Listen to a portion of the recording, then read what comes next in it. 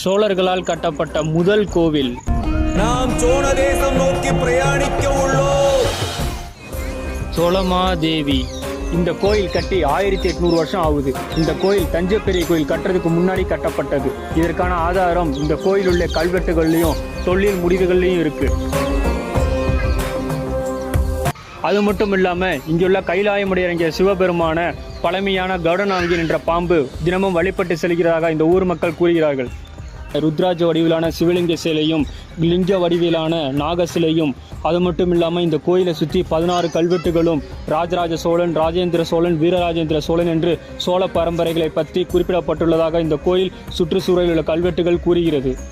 இந்த கோயிலை பற்றி மறுக்க முடியாத உண்மைகளும் நம்ப முடியாத பல ஆச்சரியங்களும் இந்த கோயிலில் நிறைந்துள்ளன. எனவே இந்த கோயிலை பார்க்காதவங்க கண்டிப்பாக வாங்க. இந்த கோயிலை பற்றி ஃபுல் வீடியோ நம்ம சேனலில் இருக்குது. மறக்காமல் இந்த வீடியோ பிடிச்சிருந்தா லைக் பண்ணுங்கள், ஷேர் பண்ணுங்கள், சப்ஸ்கிரைப் பண்ணிக்கோங்க.